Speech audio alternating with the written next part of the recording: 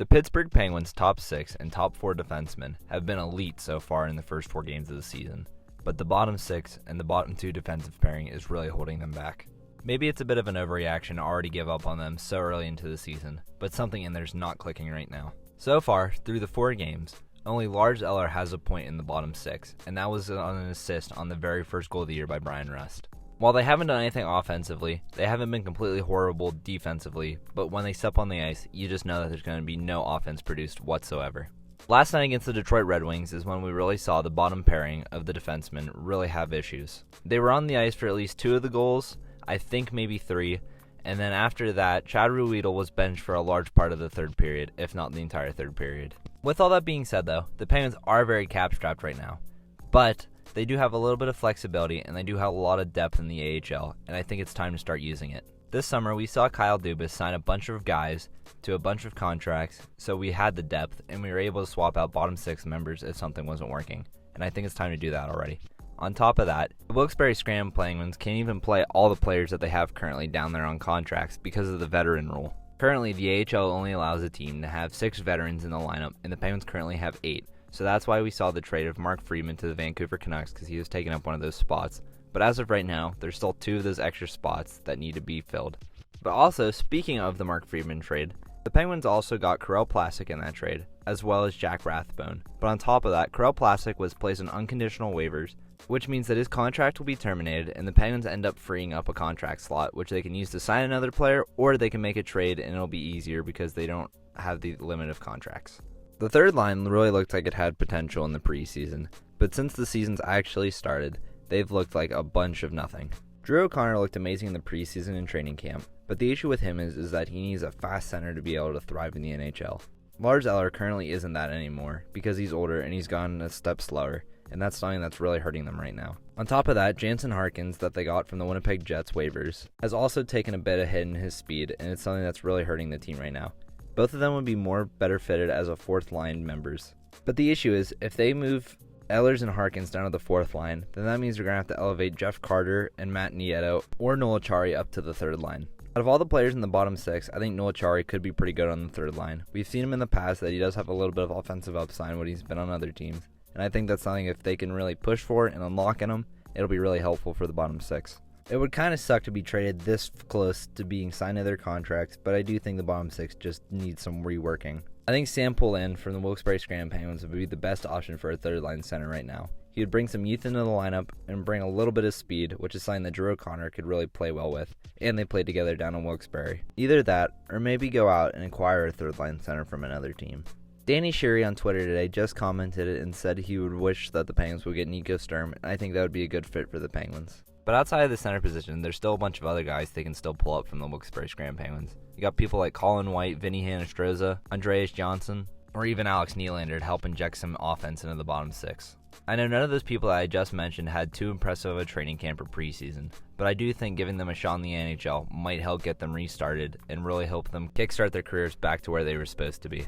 And in terms of help on the defensive front, the team has options they can use already in the NHL right now. The Penguins claimed John Ludwig off of waivers from the Florida Panthers right before the season started, and he's been sitting there ever since and has been taking reps with the team. On top of that, Will Butcher's still up with the team, even though I think he's still injured, but he will be coming back shortly. Just like Ludwig, they also have Ryan Shea awaiting his turn in the NHL.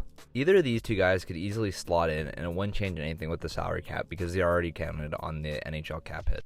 Something that I think the Penguins should look into with the lineups should be something along the lines of Drew O'Connor, Sam Poulin, Noel Acciari for the 3rd line, and then Vinny Hinostroza, Lars Eller, and Jeff Carter on the 4th line, because realistically Carter's not going to get scratched with how high his cap hit is. I think having the combination of Drew O'Connor, Sam Poulin, and Noel Acciari gives the Penguins a really good forecheck, and I think it has potential to generate some offense. Realistically though, I don't know if the Penguins will do that. I don't think that they will personally, but I wish to see something like that in the future because what they have right now currently isn't working. I think their best bet might be a trade, but I honestly don't know who I would go out and get.